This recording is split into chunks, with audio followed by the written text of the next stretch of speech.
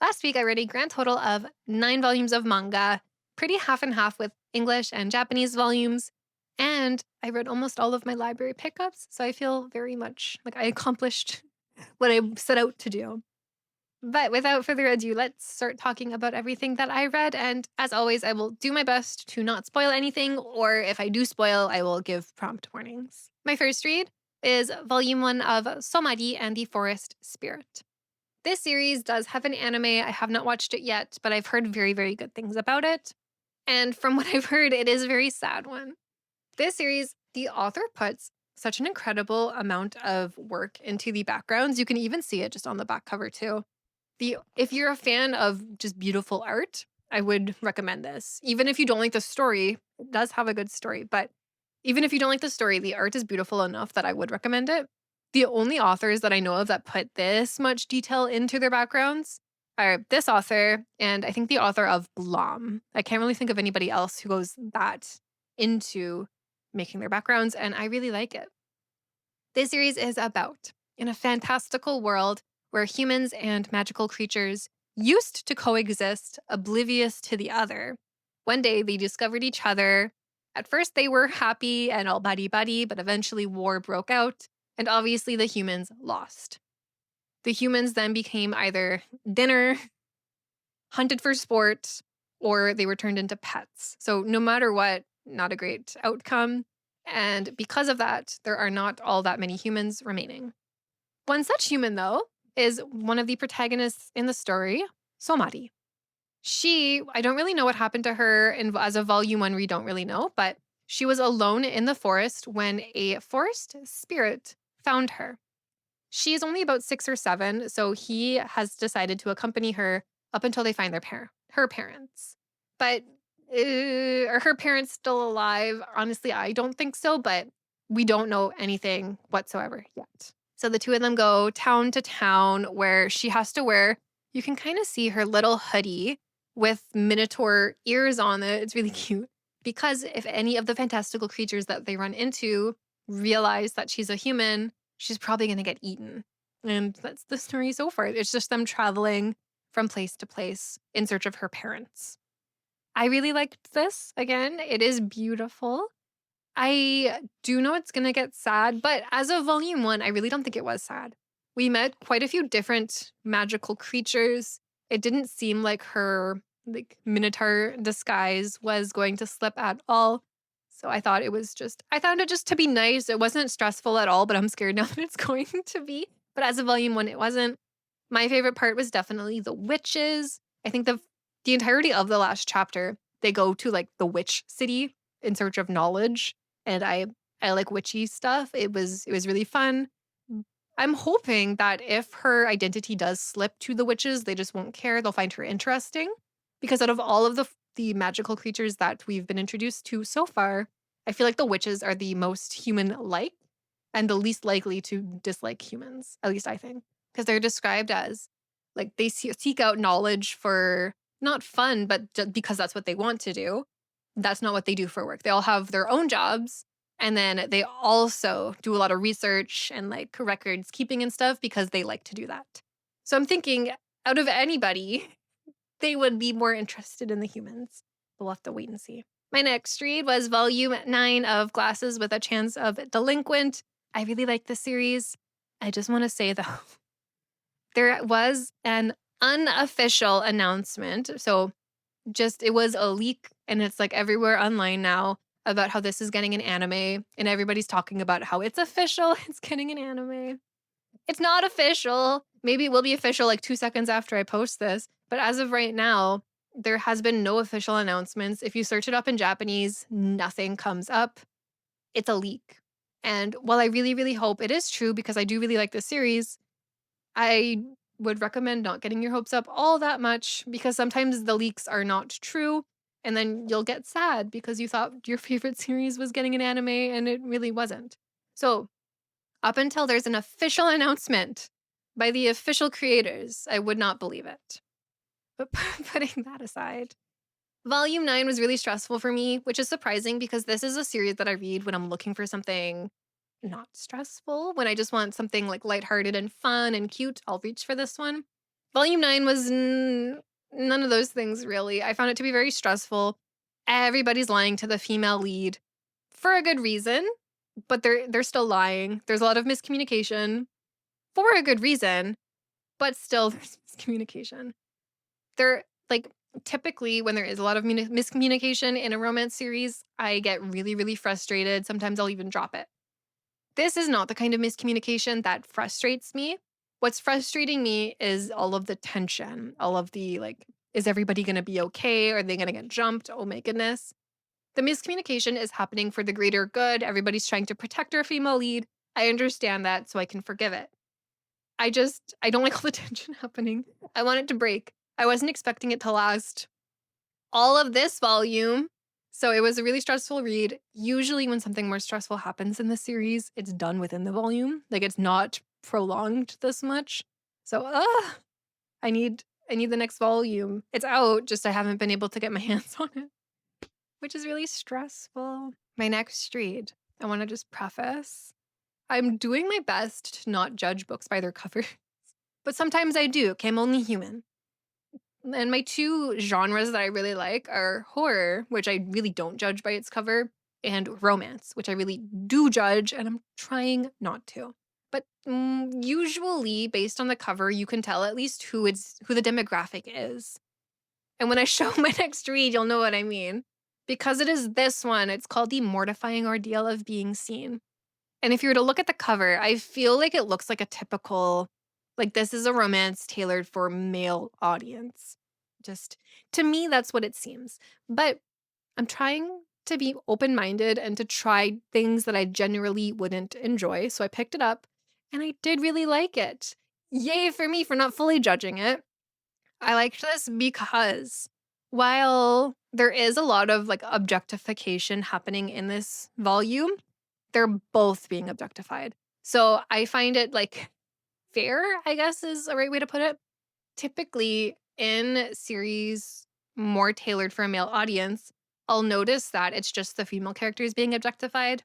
Likewise, in romance series for a female audience, oftentimes the male character can be a bit objectified. But I'm a woman and I like that kind of story, I guess, because I don't even notice when it's happening. But in the male tailored ones, when it's the woman character being objectified, I really notice and I will pick up on it in an instant and I can drop it really, really quickly. Like if there's one panel lingering too much on like a character's chest or something, I will drop it because I don't vibe with it.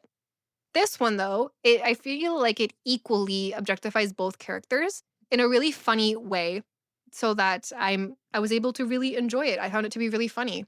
When he does something that his classmates call him out for, saying like, don't say something like that's a rude comment, she will one up him. And it just works. It's just really funny. She's the type of character that really cannot be objectified by him because she will just double it and throw it right back at him. And it's really funny. So I did enjoy this one. This is a rom-com series. I do think the translation team did a really good job with this one because I found all the jokes to be funny. They do say Riz a couple times throughout the volume. And I'm thinking like in 10 years, that's probably not going to hold up. But I found it to be funny. I found it to be relevant. So I liked it. I'm really surprised I did enjoy it. I will say though, there was only one panel that I can think of that I was like, okay, like I would have dropped this if the panel was any earlier. It's the very, very last page, I'm pretty sure. And it was just a bit too much. But besides that, I liked it. And just don't read the last page and you'll be good. My next read was volume 1 of the 31st Consort. This has seen better days. It's a library borrow. I did enjoy this one, but I don't know if I'm going to be adding it to my collection. Like it was cute, but was it that cute? I'm kind of in between. This series follows. We have our female lead, a major tomboy. She was living a happy life with her family when one day her brother comes home and says, "You were chosen to be the 31st consort. Go to the capital, move in near the king." And she's like, okay, like I guess, bye. So she is one of the king's consorts. The number 31st means that the king will visit her every month on the 31st. But every month does not have a 31st day. So she really got the short end of the stick. Nobody else wanted to be that consort because not every month has 31 days. That's kind of like the short end of the stick, you know? But she's happy with that. Going to the capital, she's given land, a house, a field. She she's happy. And she's thriving being the 31st consort. She doesn't really care about the king or the emperor. Is it the king or the emperor? I think it's the king though. But she doesn't really care. She is just living her best life, growing her own crops, making her own food, and all of the knights slowly but surely like fall in love with her platonically because she's just a cool person. Like she cooks them all meals, they all hang out together. Her residence has become kind of like a leisure spot for the knights because all of the other consorts, or I guess some of the other consorts, are a little bit snooty, a little uppity. They're really into the competition and they're hard to care for. Versus her, she doesn't care. She just wants to to grow her field. When one of the other girls sends her a box of worms as a like know your place, she's happy about the worms because they're good for the crops. So it's just really funny. I am not loving the romance in it because I don't feel anything. It doesn't. I need to feel something when I read a romance, and I do not feel anything from this romance. It's kind of like the king sees her and is like, "Oh, she's not like other girls. She's a tomboy and she's cool and I actually enjoy talking to her. Oh my goodness." Which like is lovely and I like that, but I just didn't feel anything from it. It's just not my particular cup of tea when it comes to romance, I guess. Nothing wrong with it. That's why I didn't really love it. But I do think it's cute. Besides the romance, I really, really like everything else about it. I like her relationship with the knights. I like that she's self sufficient. She's basically everything I want in a female lead. I just wish the romance was more like romantic. My next read is my situationship with the vampire count. This one does have an English on K Manga. I don't think it has a publication physically though. This series is a like Cinderella story retelling. We have the vampire count. He's not a real vampire. So if you're looking for a vampire story, he's a fake vampire. His whole like shtick or whatever is he really, really likes it when other people think he's a vampire. So he spends his days cosplaying as a vampire. And he makes everybody who lives in his manor cosplay as a vampire. And I say make, they love doing it. Like they all like eat it up. They're having so much fun thinking people think that they're vampires. It's really, really funny. One day she, our female lead, is like she's abused by her parents and her fiance. Like it's a typical Cinderella story. She runs off to the vampire count's house and fully thinking that he's a vampire, runs in and says, "I'll let you suck my blood. Please just help me." And he is eating it up because again, he really wants everybody to think that he's a vampire. So he's like, yes, she thinks she's offering me her blood. That's how much she believes the lie. And he breaks it to her like, "Sorry, I'm not actually a vampire, but that was great." So he lets her stay with him because that's really funny. And then from there, their relationship develops. Volume 3 was good, but I don't know where the story is going to go. It feels like kind of complete, unfortunately. There's at least 4 volumes because I have volume 4. So I'm really confused as to where the story is going to go, but I do like it. So I will be reading it and I'll find out where it goes. I am hoping it has a lot more revenge in volume 4 because as of volume 3, there's really not. And I need a lot more for it to, like, things almost become physical between her and her ex-fiance in this volume.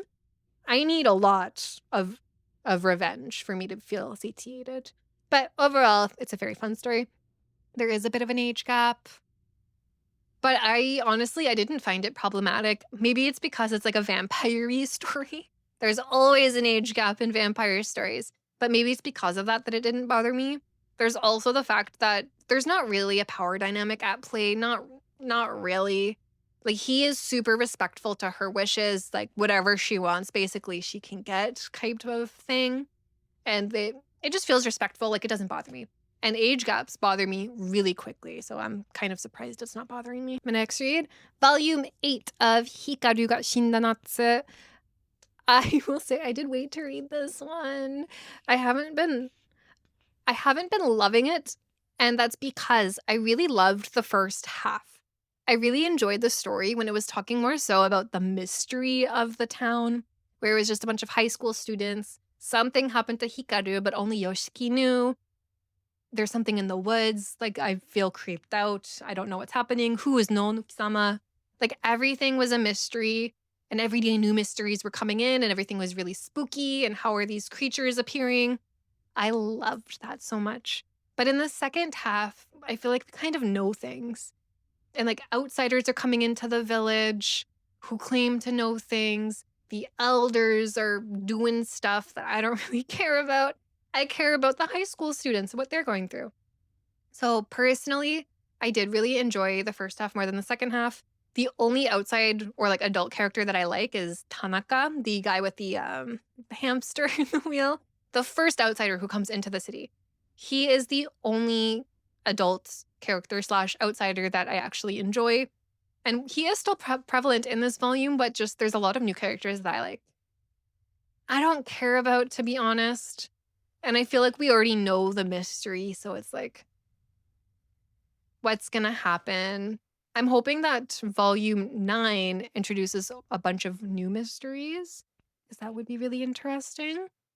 This one also ended on a really big cliffhanger, like an oh my god, what just happened kind of cliffhanger.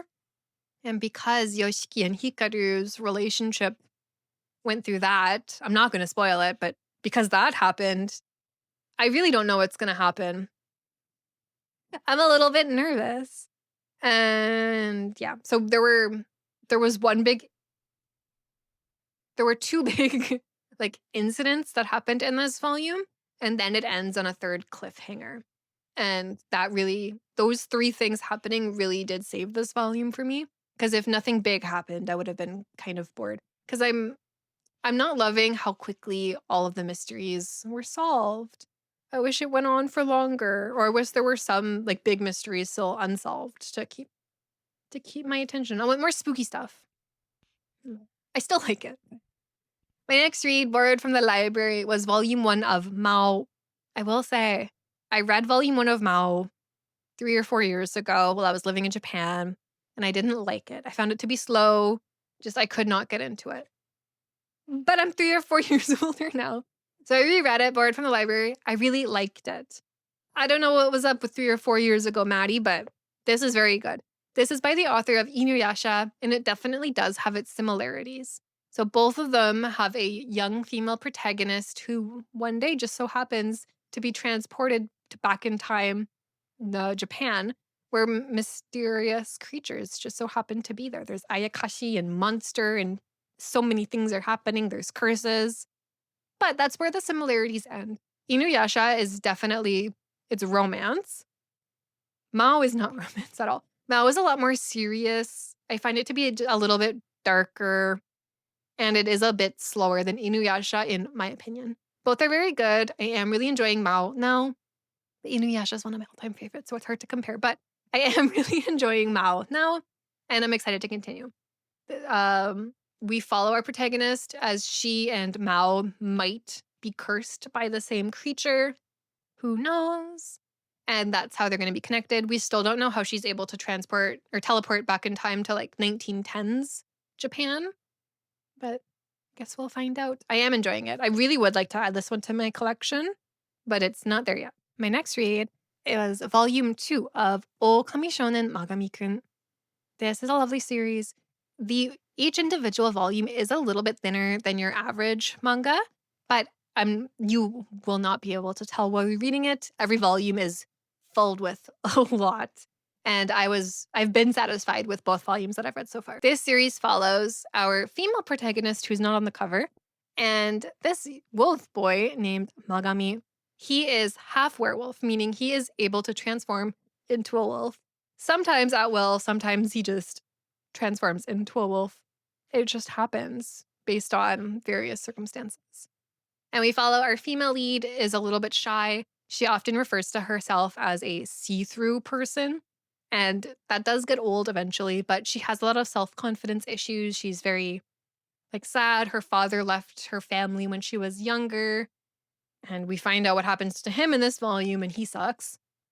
Her mother works late, so she's often not home. So she's often just by herself. When the wolf boy Magami comes into her city, the two of them become friends, and it's kind of like she's found her first friend ever in life. Like it's very emotional for her. Like she really clearly has been pretty alone up until now, so she has a lot of sad feelings. And Magami also, because he's half werewolf, even though he's part of a wolf pack, it's like he has also felt kind of like an outsider. So the two of them meet and they're able to connect and become friends, and it's really nice. I will say this one really doesn't feel like it's going to have any romance. As of the first two volumes, there isn't any. It just feels like they're really good friends. Like they're kind of like found family in a way. We also see the found family themes in the wolf pack because it turns out Magami is not blood related to any of the wolves. He's half werewolf. He lost his parents when he was very young, and the wolf leader, like his dad, saved him by turning him into a werewolf. And I'm confused about that. Like, I'm very good with vampire lore. I know you can turn someone into a vampire, but I've never heard of being able to turn someone into a werewolf. So I need to read volume 3. So I really did like this one. Volume 2 just followed our two high school students as they lived their lives. We tried to find our protagonist's father, and they do, and he sucks. And we also see some of Magami's brothers. He has two full wolf brothers. Both of them, I don't like either of them, but both of them are very unique, I'll say. Neither of them like our female lead for different reasons. And there is a little bit of strife. I do wish she stood up for herself just a little bit more because she is so down on herself. Like one of his brothers tells her, like, if you hurt Magami or if you share the secret, because you can't tell people that they're werewolves, like, I will end you, he says to her. And she goes, nobody would be sad if I were to be ended right now. And it's like, girl, the brother would be sad. Your friend would be sad. Oh my God. I found that to be frustrating. And the brother did too. He was like, you're at my house right now because my brother invited you. We're having a barbecue for you because you did something for him. Like that's rude to you and that's rude to him. So I found that to be a little bit annoying. But she does eventually, at least at the end of this volume, see that like there is some good in her. She's worth something. She has friends. People would be sad about her. Like at the very least, her mom would be sad about her. So she realizes that by the end of the volume. So that frustrating part is gone. But that volume also ends on a cliffhanger, a really big cliffhanger. So volume 3 is on its way to me. I will find out what happens. There's at least 4 volumes of this one because volume 4 is out for pre-order right now. So I'm very excited. And my last read is volume 1 of Fool Night. This is a library borrow that I need to add to my collection. And this was a blind borrow. So I looked up nothing. All I saw the cover. Honestly, I thought it was a little bit about clown just because of the his face paint. It's not about clowns. This series is about, for the past century, clouds have blocked the sunlight from getting into Earth. So no sun for a century. Meaning, obviously, plants can no longer grow because you need sunlight to grow, obviously. So in a last-ditch resort to save humanity, because you need plants to live, scientists and doctors developed a super specific type of seed, or like seeds, that can grow and thrive out of a human host's body. So literally, they will plant seeds into somebody's like tummy, and then over the course of 2 years, that plant will sprout and grow and grow and grow. And then it's a normal plant that just so happened to be born out of a human. And that's how society is staying alive, by turning humans into plants. Obviously, they can't turn everybody into plants, so there is like a caveat. You have to be near the end of your natural life already. So most of them are really old people or people with terminal diseases. And to make it a little bit sweeter, the government gives everybody who goes through this process like $85,000 Canadian to go through it. So for those last 2 years of their lives, they can do whatever they want. And it seems like in this world, like there isn't a lot to do. It seems like the majority of jobs are factory work. And it seems like just about everybody living in this world is miserable because you need sunlight. Like Canadian winters, I'm not the happiest person. It's dark and cold all the time. I could only imagine living in like the dark for all of my life. I could only imagine. Oh my goodness.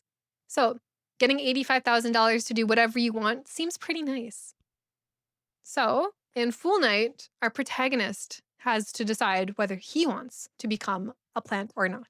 He lives a very, very sad life. He's a high school dropout. His mom is very, very sick and needs medication, otherwise she turns violent. But being a high school dropout, he doesn't have all that many employment opportunities. And for some reason, the government does not want to help her get her meds, even though she's very violent. So he's living a very sad life, and he decides, you know what? I'm gonna become a plant. And he goes through the process. He he goes through the process. He's not supposed to go through the process, but he goes through the process. And afterwards, his whole life has changed. He developed something only the main character of a story could develop, but he develops a power. I'm not going to say what the power is, but he develops a power. And that power changes his life. So now he needs to spend the rest of his 2 years living doing something with that super main character-esque power. And it's a very interesting story. It is very sad. It's pretty dark. It's pretty depressing. It's very plant horror. And it's not known if the characters that become plants, like, it'd be like if you're a human and like half of your body was like a flower or something. Like the human bodies are still there a lot of the time. It's unknown if when those 2 years are up and the plantification fully takes place, is the human still alive or not? Are they still conscious or not? Can they feel pain or not? It's really unknown. He doesn't know either. So he needs to spend those 2 years living life to the fullest. He's got his money, he's got his superpower, and he maybe has some friends that he'll make along the way. I don't know. Can you really make friends when everybody's really sad and depressed and lonely? I don't know. But yeah, that's Full Night. It is very good. It is pretty long.